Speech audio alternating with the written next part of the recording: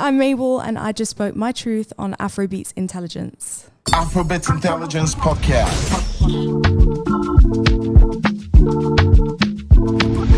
Afrobeats Intelligence, democratizing African music.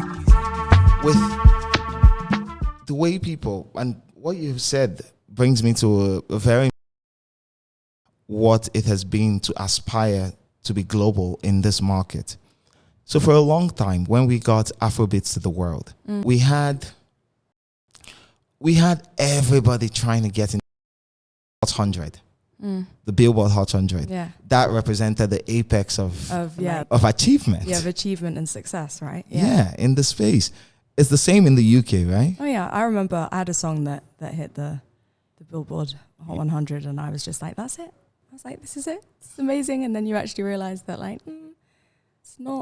it's not everything. It doesn't actually change anything. What really matters is like whether you can, I think, have like a real fan base and connect with people and have longevity in your career. Like that's actually not gonna mean that in 10 years you're still able to do what you love. You know, like it can be fleeting. It can, as quickly as those moments come, they can disappear. And I've had that, and it's horrible. You feel like, how is it horrible? Like I thought you'd just be on top of the world. No, when it comes, it's great, but as quickly as it comes, it goes, and then you're chasing this thing which like could happen, but it could also never happen again. True. So, but when you're like used to it, and then you feel like the rug's been pulled from under you, and then you're constantly trying to chase this thing, which I've definitely realized, like, yeah, I think it's a combination of stuff. It's like things falling into place. A lot of it is timing, depending on like where the world's at, and hard work. But like, it's a very hard thing to engineer. Yeah. You're either going to have a moment with a song, or if you're lucky, an album or more than one album, or like you just make music and enjoy, and if it happens, it happens, and if it doesn't, then it doesn't. But it's really hard, I think, when you've had a taste of it. Yeah, it is. I think that's also one of the things that's disturbing, not disturbing in a sense, but that's one of the things that keeps like poking this culture. Because we had a moment where we did get into the Hot 100 regularly.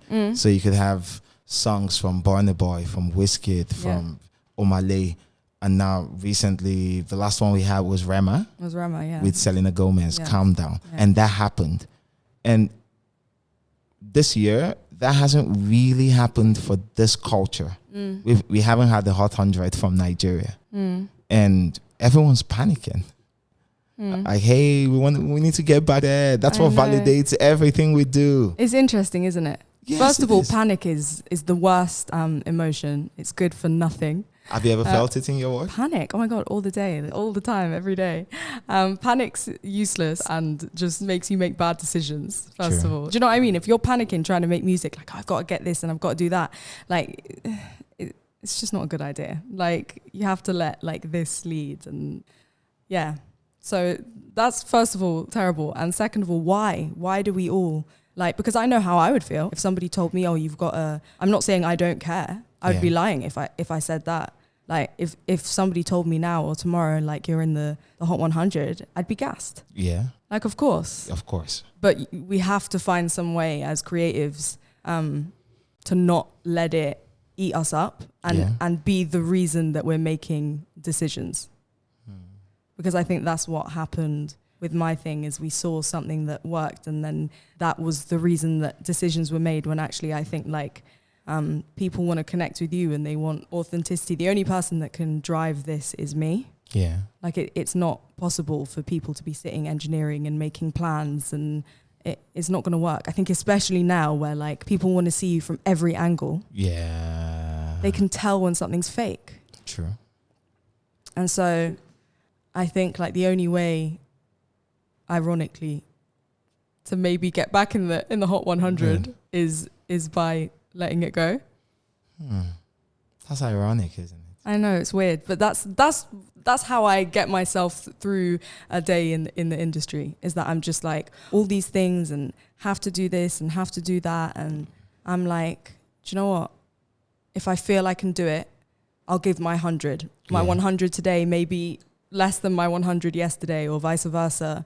But nobody can tell me what the plan is that's going to work because they don't know. Nobody knows. Yeah, nobody knows. Nobody knows. So like we might as well just have fun whilst we're doing it. Yeah, but somehow this thing has to be justified. You know, there are P&L shits. For those who don't know what P&L shits in music, it's profit and loss shit. It's definitely how you gauge when you do the numbers, how you gauge if an artist will be successful or not. So that's the sheet that has that, the numbers, what goes in, goes out, all of that. That's what the P&L is. And if you're working in an industry like the music industry, where everything is subjective, you're chasing a spark and magic. You're chasing that sweet spot where artistry meets connectivity. 100%. Yeah, that's the key. Yeah, that's what it is. But to make that happen, the industry or the professionals who work in the industry would say, hey, you need to do A, B, C, D, E, F. And like you have said, nobody knows what it is. Then why do we need to do all these other things when nobody knows? When nobody knows. Yeah. So I'm 10 years in and I'm like, well, actually, no, I'm not going to do that. I'm going to be in the studio today because actually what I could make today, just a little snippet on TikTok, could be way more valuable than this long plan that you have. And just going and meeting people and connecting with them and vibing is going to get you so much further than these like insane, like I remember when I first started, it was always 8-week plans. Yeah. It was always the 8-week plan. Yeah. And I'm like, did you always stick to it? I did everything that I was told. I was also 18 years old when I started. Yeah. So you look up to people and think that they have all the answers. So yeah, always. I did literally everything that I was told to do. And always. What did you learn doing that? Oh my God, so many things. I learned that hard work, obviously, like all the things that I'm saying about, you know, letting go of the validation doesn't mean that you should ever lose your hunger or the chase. But like I think I had 4 days off in 2019. 4 days? Like in total. 4 days? I took 4 days off. Yeah, that was it. And that must have been hard. Yeah, it was really hard, but it taught me a lot about first how far you can push your body with your mind. True. Just by being like, I'm good, I've got this. And then I also learned the flip side of that, which is it's also not sustainable for your long-term health at all, which is why now my favorite word is no. And that's a complete sentence. But I did learn a lot. Like I know I always say it's like on like a slot machine, you know, when you see like the numbers start lining up. Yeah. Like when that moment happens, I can switch into gear like crazy. I can work so hard. And I say this and I'll say it with my chest that like there were so many people that I came up with that were way more talented than me. But none of them, like they weren't working as hard as me. They weren't working the hours. They weren't doing the hours that I was doing. Yeah. And I'm proud of myself for that. Like I did it, but there's no way that anybody should do that. Yeah. Really. Like I got to the end of that year and I was just like empty. You were done. I was done and it wasn't fun anymore. So I think one of the things I took away from that is that you can be standing there winning awards and be performing with on these amazing lineups and stuff, but it doesn't necessarily mean that it's going to make you happy, which I think people always say, but like I really learned that. I remember I went on holiday at the end of that year. Yeah. I took my auntie to the Maldives actually. Oh, nice. Because I was like, it's one of those places that like I'd always wanted to see. So we went for like New Year's, I think. And I remember sitting there and just being like, I have like, because I'm not working, I have no life. Yeah. Like I am the artist all the time. Yeah. And just being like, well, it hasn't necessarily made me like less insecure, or if anything, it's amplified that. Yeah. Which is why I always say to young artists, I'm like, all of these things that you think about yourself are only going to get worse. So like, you have to find a way, like a routine, find strength in other ways. Yeah, but that can be hard because the nature of, I work with artists all the time. you know, sometimes it's via the media, like I'm doing now. A lot of the time, it's via making music, A&Ring, working on plans, just consulting across board. And one conflict point that keeps getting in, especially with younger artists, is a lot of people, apart from the fact that they don't know how to switch off, the point is your humanity is tied to your hustle. True. So you know, in other businesses, if I say, hey, I'm a journalist, I make podcasts, I write, all of that stuff. I can, when I'm not making podcasts. You're off. I am a different person. I'm off the clock. I can sit on pavements, smoke and drink. Yeah, it's so true. Yeah, cut adrift of it all. And it's so true. And you don't really. Yeah, I can choose to not be Joey Akan in that time. But with artists, your work. See, this is one of my other like lessons, is that I don't have to be. I love making music. Yeah. I love what I do. I'm so blessed. I wouldn't change it like for anything in the world. So like that feeling of like when you make a song and you love it, like that adrenaline, that high is like, I'll chase that for the rest of my life. Yeah. Standing on stage, having a great show, playing energy ping pong with the crowd. Going back and forth. Honestly, like there is no feeling like it in the whole world. But then a lot of complicated things have come with my job as well. And so for my own like sanity, honestly, I had to figure out a way, as much as I love what I do and I care about it so much. And I honestly torture myself with how much I care about it. And I really try to just like, not let it be the be all and end all of my happiness. Yeah. So for me, it was about finding things outside of music. What did you find?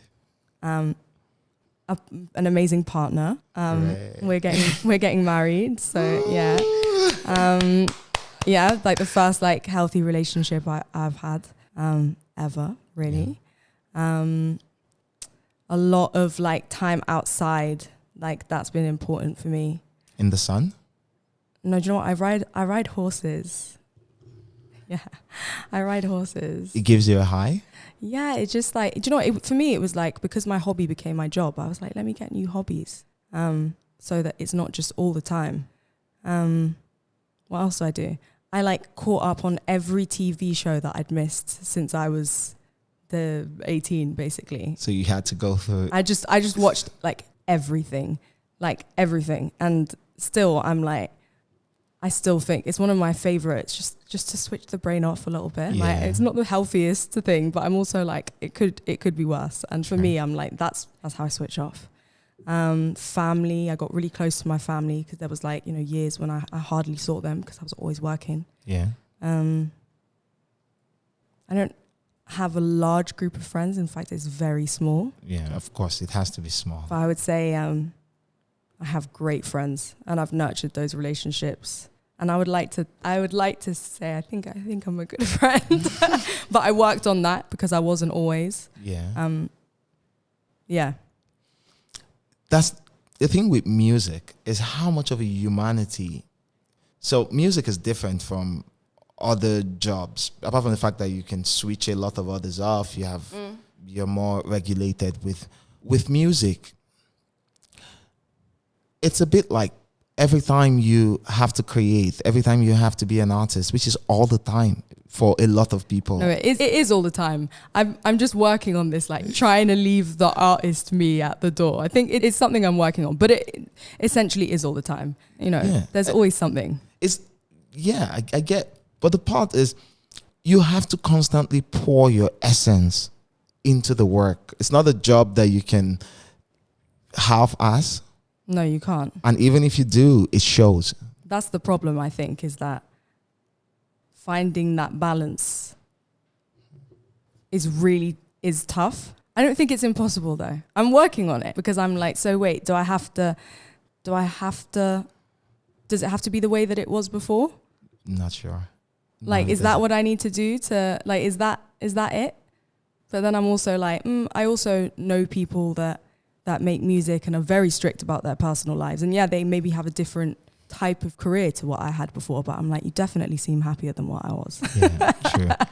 And were you comfortable with yourself when you decided to focus on yourself? No, definitely not, because I'd been in my 20s and had people looking at me whilst I was trying to figure stuff out, and then you get bad comments. And no, I totally lost my way for a second, especially even with my music making process. I'm still in the process of figuring that out, like how I was making music when nobody cared about who I was or what I was doing. It was like the purest process ever, which is the reason why then I ended up getting to where I got to, but somewhere that gets lost. And so now I'm really trying to figure that out. I think for me the key is like small groups of people, like how I am with my friends, where you just feel free, where like there's no like, you can experiment with anything, you can, and I've come a long way in the last 2 years. Like I've made some amazing music, some songs that like I feel like are closer to like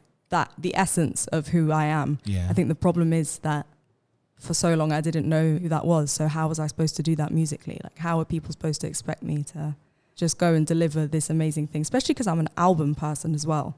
I never want to put out a body of work that doesn't tell a story. I'm never going to just throw songs onto a record. True. And I do understand this, and I'm trying to really make a grasp. So when you decided to, and I know I'm focusing on this because we have a lot of people in this space. When you interact with a lot of artists, especially when the cameras aren't working, they don't like themselves. A lot of people aren't comfortable in their skin. And when you take them away from this, the world's consideration of them, and then you isolate them and say, who are you? It's hard. It's really hard. I think most people would struggle to say who they are. I would definitely say that it is more difficult when you have people watching you. I feel like now I have a good, Didn't you feel bad? Didn't you feel guilt choosing yourself? No. At all? Not at all? Like not in the slightest. And I still don't. I'm like, no, not at all.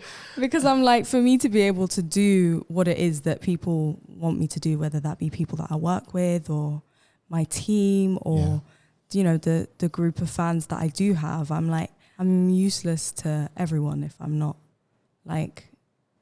comfortable. Yeah. I think comfortable is like the thing. And then I think like not everything has to be fun all the time. Like, it's still a grind. Yeah, it is. I still have that. It's still a hustle. It's not that. But it shouldn't be painful. Yeah. True. That's it. And in what way does the music change what was different from when you had that initial spark, when you were wide-eyed before the world came, and when it became a chore? What was different in how you expressed yourself? I guess because there wasn't so many cooks in the kitchen, and there wasn't like coming up with like a marketing plan, and because nobody should talk about themselves that much. It's going to make anyone unhealthy. Like having people talk about you in front of you all the time and just like talking about your image, and it's weird. It's a weird concept. Like it's kind of messed up. Yeah. Like it's going to make anyone think about what they do too much, which is why I think most artists are crazy. Because I'm just like, we spend too much time focused on ourselves when like it's such a small part of the world. Yeah. I'm just happy because you're validating a few things in my head. Really? Yes. No, it's true though. It's not natural. Nobody should be talking about themselves or thinking about the angles that they like. I'm just like, no, which is actually why I think some distance is good. Like I have a great team. And so what my job should be is obviously turning up and grinding and doing things like outside of just making music. But my main job is to be able to tune out the noise enough where I can get that core essence, a song that just feels like me, that is has something that other songs don't have. True.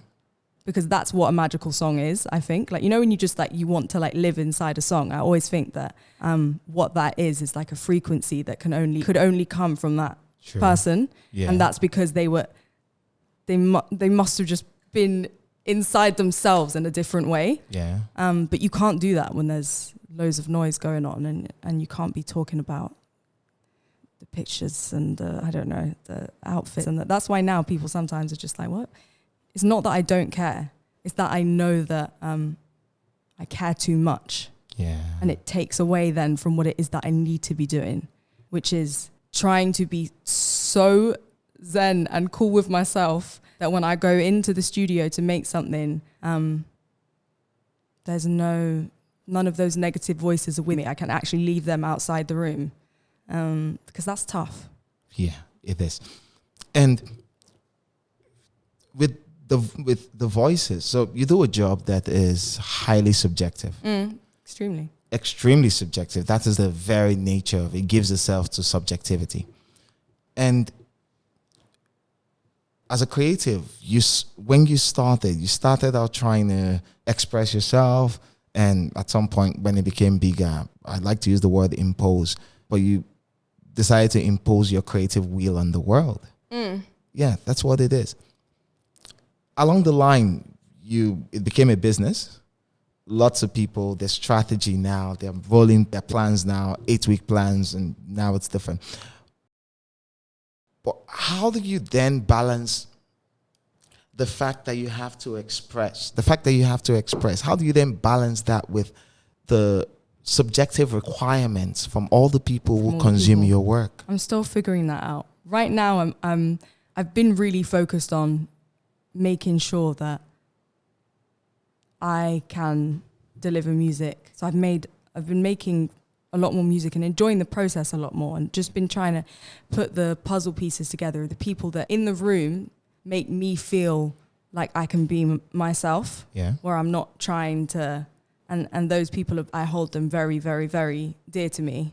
And I think it's about having the time to do that. So that's what I've been mainly focused on. And then the other stuff in terms of the requirements and that comes down to team, because I can't do it alone. True. That comes down to having people that you really, really, really, really, really trust, to help you make some of those, just sort of help you pull the weight, and also help you make some of the decisions. So not everything is coming to me whilst I'm in the studio. I have a rule now. I'm like, I can't answer your work things whilst I'm in the studio. At work, you can't answer work. I can't answer questions about interviews or shows, anything that doesn't have something to do with me being in the studio. When I'm in the studio, I'm gone from 1 until 6. Your phone's on do not disturb. Yeah, literally. I'm like, figure it out. But I trust my team enough to know that the world's gonna keep turning. Yeah. Everything's gonna be okay. But I think a lot of that is team and family, and just like having people that you can really rely on, to know how, like, okay, I'm not in this room with you right now, but that I trust 100% to represent me when I'm not there. I get you. And that's tough. It is. It is. I struggle with that too myself. So for a long time, I was alone doing this. So I've been a journalist for 10 years. And I started off as a writer. I'm still a writer. But over time, I trusted myself because I lived in my head all the time. And I knew what I wanted to see.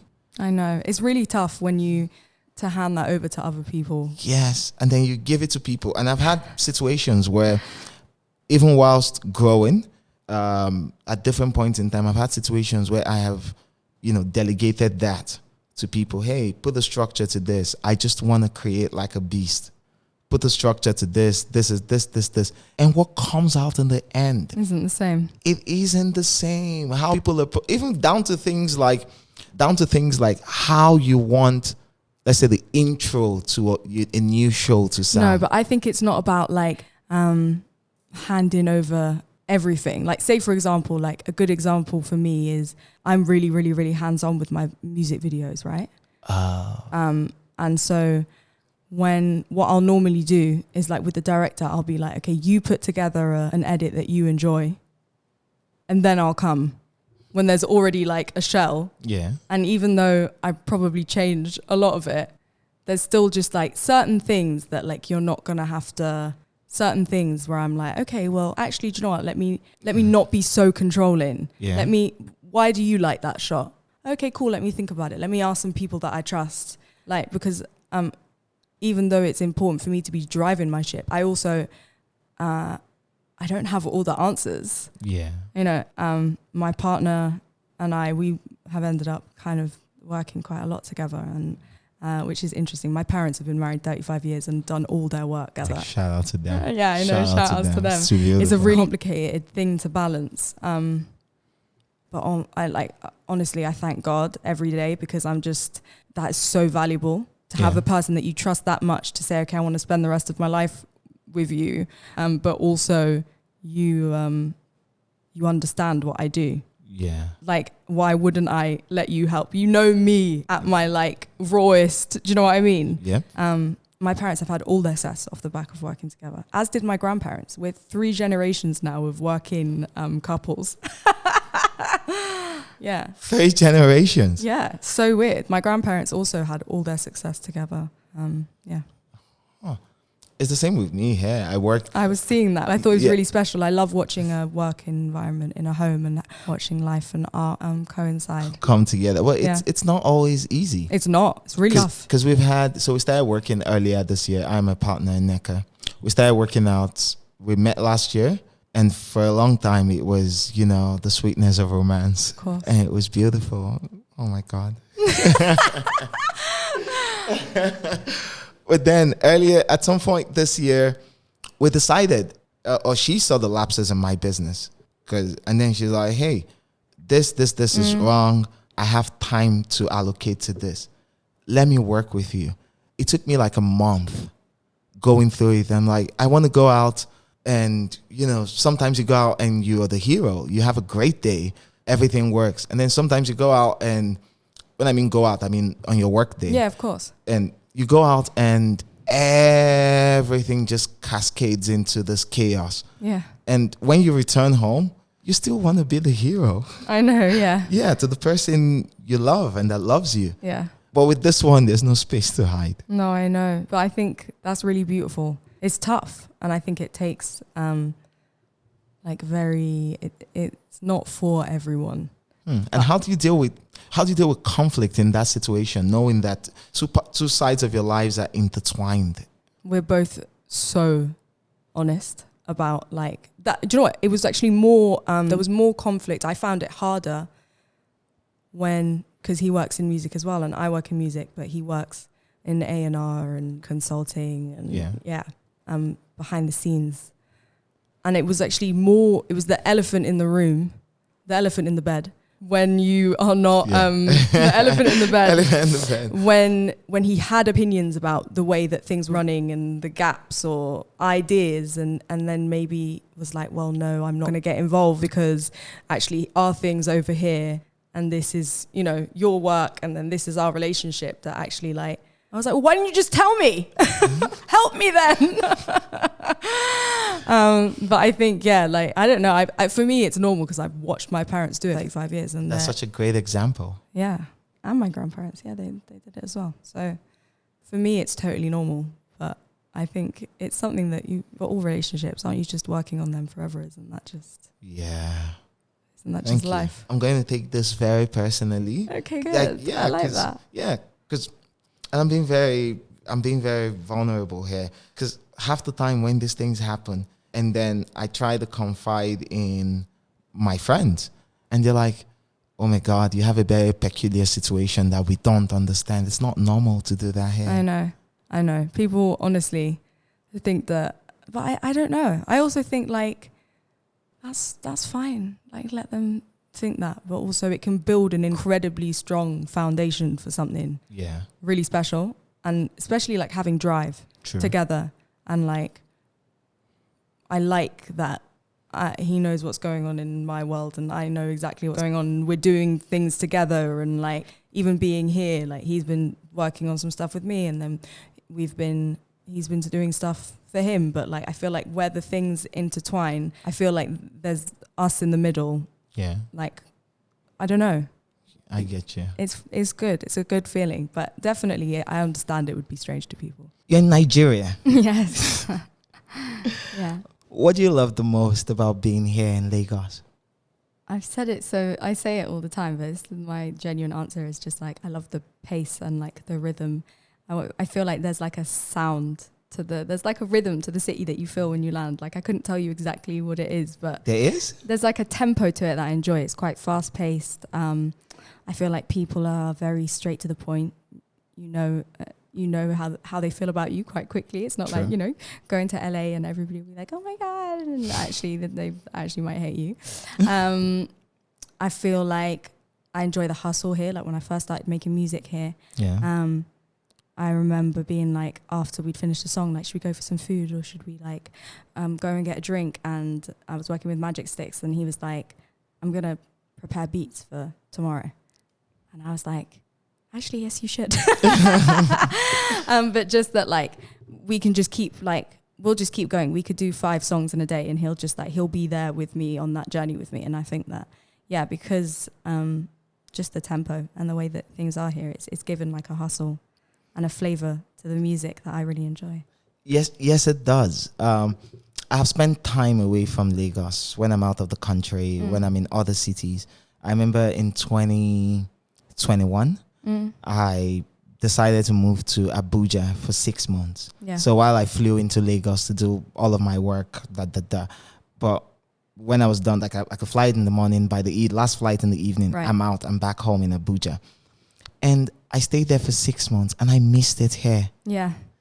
Everything felt so, not to be derogatory, but like pedestrian. I know what you mean. I don't know. I think it's one of the only cities in the world where like I can do exactly what I do. In fact, my work rate might increase. But I don't have to be in London. Other places, it's like when I travel, it's a little bit techie. It's only really like London, LA, and then here. Yeah. Like out of all the places and out of, I definitely don't want to live in LA.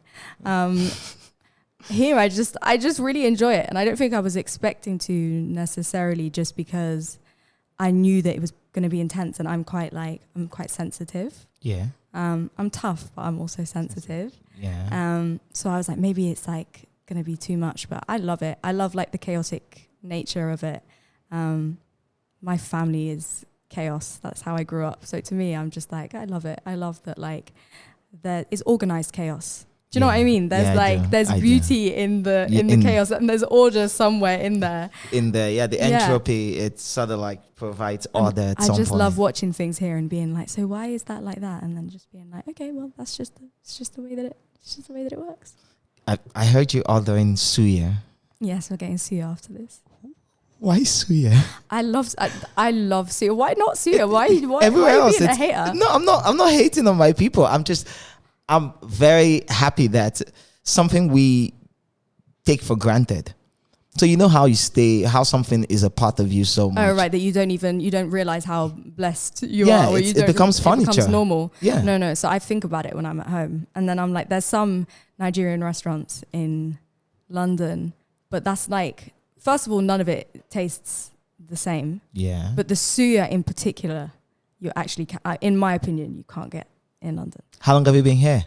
How long have you been coming to Lagos? So to Lagos, I guess this is my 3rd year. Okay. Because my partner is half Nigerian. His mum's. Beautiful. Yeah, so that basically that, I'm trying to think what year it was. Must have been 2020. I don't know. But we did a Christmas here. Yeah. And then after that is when I was like, okay, I enjoy being there. Just being kind of sick of, as we spoke about before, like the rules and the formula of who you work with and how you work. I was like, I really feel like, I mean, some of the biggest artists in the world are from here. So I was like, I can go out there and work and be in a place that's just remove myself from my everyday, but still get work done and see family because his family's here. And it's been so great. Yeah. And how working here, how is working in Lagos different from London? In what ways? Good question. I think things happen the way that they happen here. I think in London, like, everybody tries to control things more. I feel like here there's like an ease with, like, I remember working with Magix for the first time, and like the room we were supposed to work in, it just wasn't like working, and so we ended up working in this other little tiny room that then we became obsessed with, because that day we wrote a song that was like really special. And so even though when they fixed the other room, he was like, no, but he was like, it's not broken. He was like, we're going to work in this room now, in this tiny little room. Yeah. And that's where the sauce is. Yeah, he was like, this is it. This is the sauce. And I was like, I hear it. And even like, because he comes to London and we work together there, and we make great music there too. But there's just something about like what we make when I'm here, when we're both here.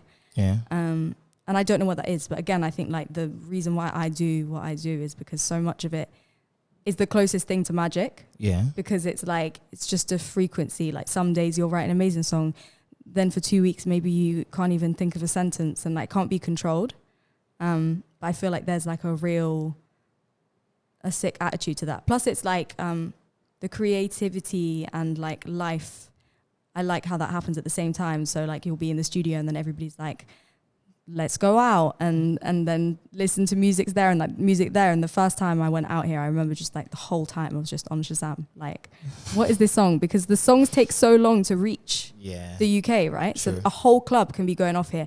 They'll be singing every song. And I'm like, why? Like, I haven't heard this yet. Yeah. Like, I've never heard this song. Yeah, it does. Which is just inspiring as well. I think just getting out of your normal creative zone and being like, just experiencing something else for me, like unlocked a piece. That happens to you when you leave home? I think so. I work at home. Don't get me wrong. My studio's at home. And that's really important too. I work with like open doors and just like love just being having my home and the creative space together. I think it's really beautiful. But I think, sometimes if you feel stuck, which I definitely did before, it's like just do something totally different, you know? And I've met some really special people along the way.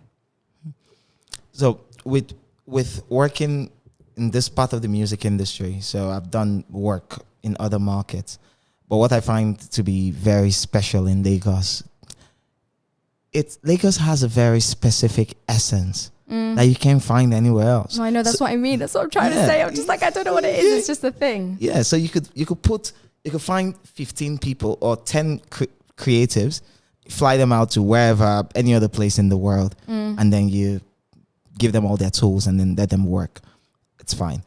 But if you do the same in Lagos here, what comes out is crazy. Yes.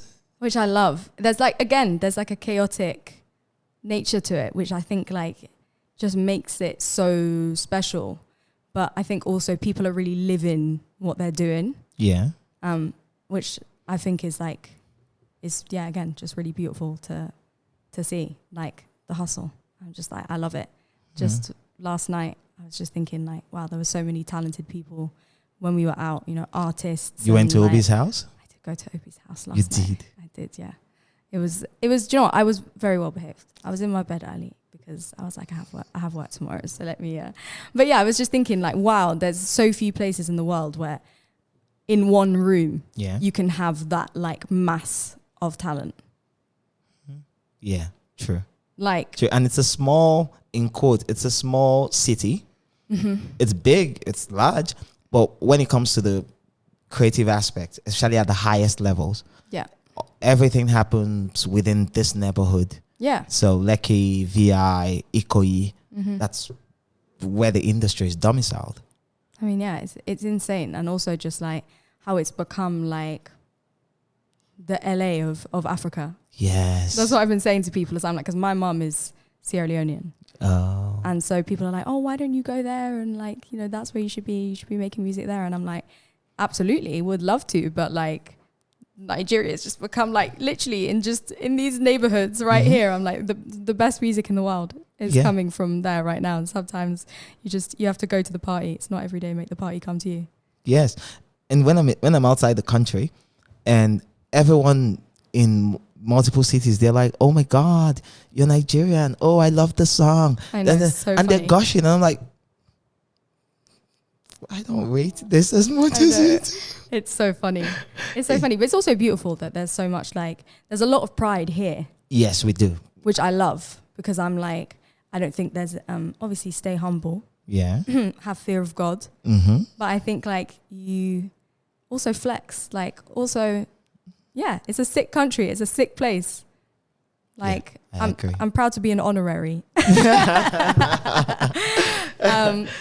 And yeah, so I think it's just sick to see it like reach global heights. Because when I first started like making music, I started out making like R&B with like Afro swing influences, like back in the UK with like Kojo Funds and Notes, and like that was like my early days.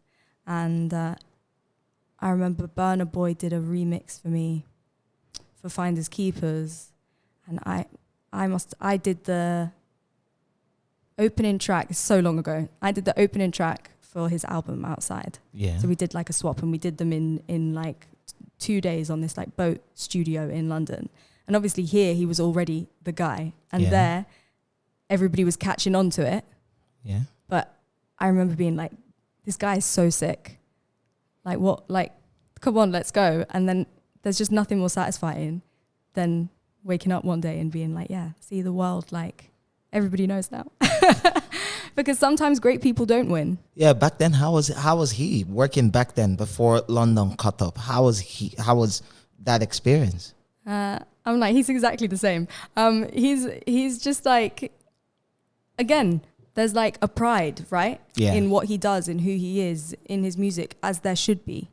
And yeah, so I just remember feeling like, oh yeah, you have like a powerful presence, and we had fun. We had so much fun. And his family, like me, he always has his family around him. Yeah.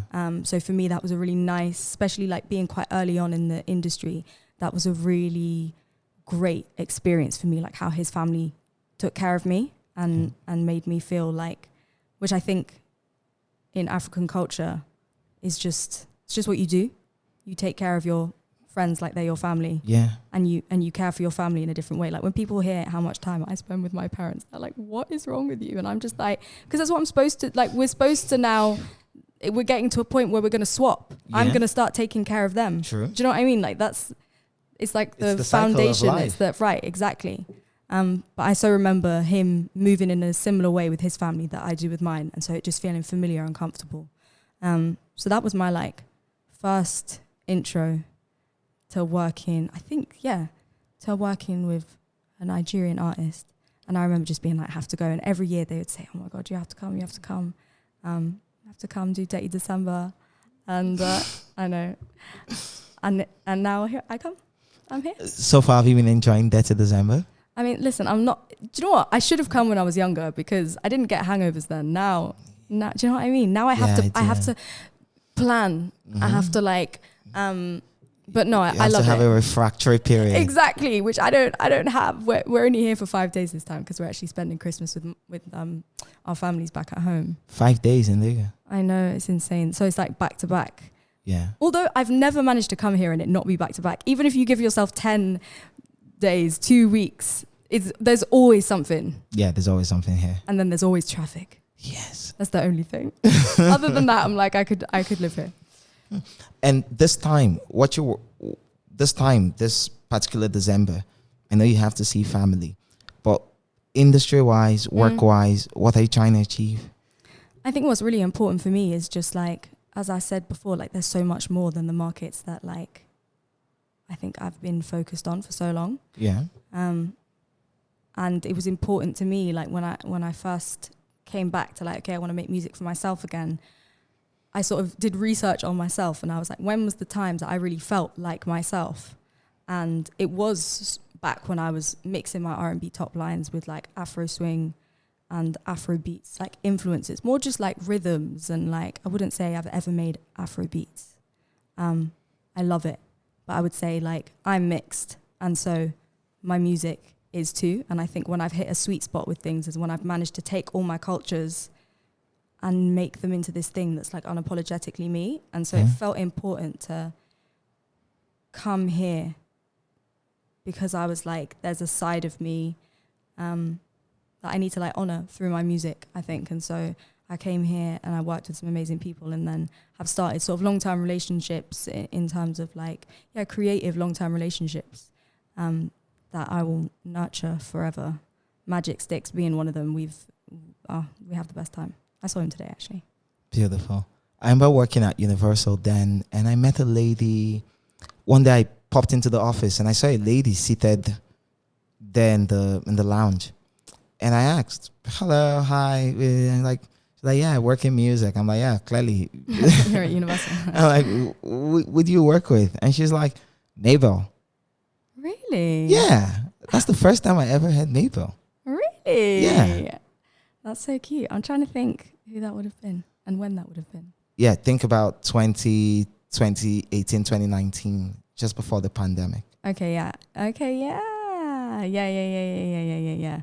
You get it? That's so interesting. Yeah, no, I think like there's been connections to here for a long time. Like I have so many friends from here, and then it just made sense. Like when I was sort of resetting myself musically to be like, well, let me go and like, I'm not coming over here to make Afrobeats or by any means now like be an Afrobeats artist. I think what I want to do is like do what I do over some of the influences and just try and like take that like frequency, that energy, that like source that we were talking about that Lagos just has, was like important for me to like try and get into the music. True. And I hear you're working with Charlie Poppy. We've been doing stuff. Do you know what's so interesting? We FaceTime, and he'll play me stuff, and then I'll play him stuff, and we send things back and forth. We've done a few things together. He's so talented. I love him. Yes, he is. I'm obsessed with him. I am hopefully gonna go and link him tomorrow. We're both very chaotic. Yeah. So it takes us a long time to finish stuff. But yeah, we've been making music and it's been so fun. Even just like remotely, you know, sometimes like you'll work with artists and like you don't actually really connect. And you would think like, because we've never actually been able to meet that we wouldn't, but like he really takes the time to like, he's like me. It's like, well, we're either like going to be friends and we're actually cool with each other. Yeah. And do you know what I mean? Or like there's no fake stuff going on, which is also why I love it here. Because I'm just like, I know that you actually mess with me because you wouldn't be nobody can tell you need to work with this girl. At all. Do you know what I mean? At all. I love that. At all. So yeah, we've been working together. And then I've been working with some Ghanaian artists as well, with Black Sheriff. Yeah, I love your record with Black Sheriff. That's like one of my favorite verses I've ever written. My pen was sharp that day. And then with King Promise as well. Yeah. So we've been another one of those relationships that again just feels like organic and natural, and I'm really excited about that. So that's like me, Magic Sticks, King Promise, and we're back. What I'm really concerned about, especially when you intersect with other cultures in creatively, how do you find that sweet spot that is uniquely you? Contains all the things you want to say, all the things that represent you and your direction, but still honor a culture that is primarily foreign, but it does present exciting opportunities in terms of the work you can make and the magic that comes out from interacting with it. I think like I carry me with me everywhere I go. And so what I'm going to bring to the beats wherever I am in the world, like, because I have done that work on myself and within just like, I guess, knowing myself better, that like I take that with me everywhere I go. Yeah. And I'll always be very honest with myself about whether like, do I feel like this is me? Because you can make an amazing song, but still be like, well, I don't feel like that's me. Is it important that you have to feel that? Yeah, 100%. Yeah. And I think it's beautiful to let people in on the journey as well, though. I think like you don't have to get it right every time. And sometimes afterwards you can be like, okay, maybe I got that a little bit wrong. And like I went too much this way, or I didn't lean into this enough. But I don't think that there's anything wrong with people seeing like where you've been and to join you on that journey. I think like I've done lots of stuff that hasn't been amazing. But I've also done stuff that's been amazing, and I know like I'll continue to make amazing things. That's a certain level of self-confidence. I don't know. I'm just like, I feel like and it's beautiful to see, to experience, to see, and to hear. Yeah, I feel like definitely it's always different when you go to like a different culture, and I think maybe it's taken some time for me to figure out how do I get all these different parts of me into music, into one song. I don't know if it's possible to do all of it on one song. That's like my goal, is like, how do I get all these different parts of me into one record? But I think that there's nothing wrong with, while I'm trying to figure it out, just dropping music for people, like working with talented people, collaborating, and just being like, okay, cool, I like this now. That's one thing I would say, like, I want to be releasing music more regularly. I think still there's like an overthinking thing. I get you. And I do understand you. Afrobeats has, within the last, so your interaction with Afrobeats, I know you worked with Burnout long ago, even before we all knew what it was. But what do you think about like the global rise of it? And how it's become so entrenched at the highest levels? Well, I think, again, like, you know how I said, like, I need to switch up my vibe sometimes. And like, I think the world has been ready finally to, like, I guess, again, it's like, it's that thing of the slots. Like, True. There's always been amazing music coming from here, but sometimes it's just about timing, right? Yeah. For things to turn, and then all of a sudden everybody's looking, like, even the UK for so long, it was all about American artists, and then I feel like you guys had that phase too. Particularly for R&B, like, there was nobody looking at like rap and R&B, and then I remember like seeing like Skepta at Coachella and being like, wow, this is crazy, like Americans are listening to British rap. And it's just like, it's just timing sometimes, but also like Africans are everywhere, and there's so many of us that are mixed, and it's such a huge part of the world that like it was only a matter of time, I think, before finally that was going to be able to like reach its heights. But yeah, I mean, nothing makes me happier than like seeing like Afrobeats, I guess, reach certain heights, and I'm like, I want it to continue to do so. And I think seeing more like cross collaboration, I think, is like really important and really interesting as well, so that like I think that's how genres like evolve and grow as well, is like stepping outside of your comfort zone. And like, I remember when I first started working with Magix, he was like, what are we going to do together? And I was like, trust me, you just do what you do and I'm going to do what I do. And then literally afterwards he was like, that was so sick. That was like one of the most amazing sessions, because it just was different. But why Magix? What do you think about him that gave you that connection? I always think, again, it's one of those frequency things where it's just like, I worked with a few people. I worked with Dara as well. He's amazing. Yeah. I think it's just one of those things that you're not going to know until you're in the room, which is what I always say to A&Rs. They're like, do you want to work with this person? Do you want to work with that person? And I'm like, I mean, we can meet up and see like how we vibe. I always just think that if you enjoy spending time together, the songs will come. Yeah. Like, they'll come. True. But you have to be able to be like, this was worth 10 hours sitting in a room with this person, even if we were just busting joke. Yeah.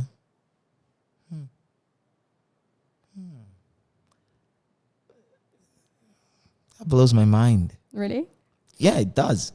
Because a lot of people would like to force things.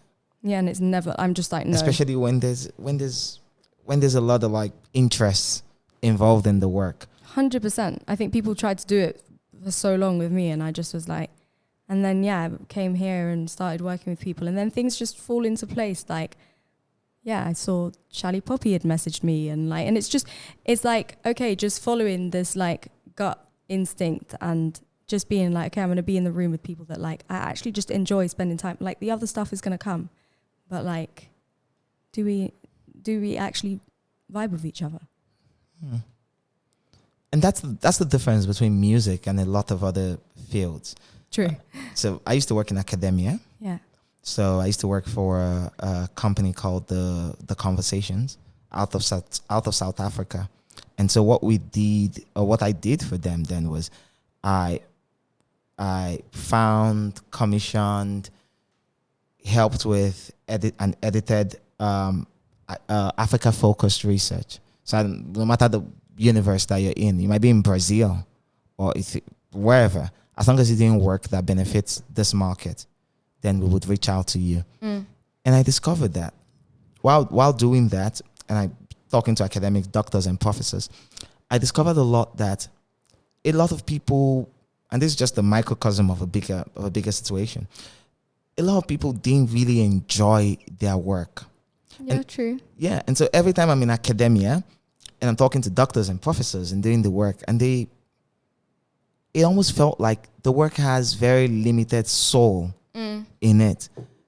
But with music, and then when I shut down for the day and I go back into the industry, I'm like, oh, I want to be in the studio with this person because there's a project we're working on. And there's a huge focus on two humans connecting with each other as the basis for all of the magic that happens. But I'm just like, you can't force that. And still, have you ever forced it? So many times, yeah. Why? Many times.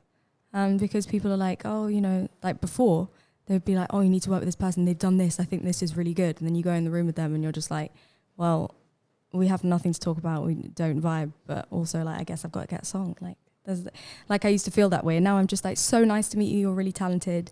But like, I'm just not like, I'm not feeling that we're matching. And usually if you're feeling stressed and anxious, they are too. And so you can just be like, let's just call it. Thank you so much. Enjoy. And like, that's it.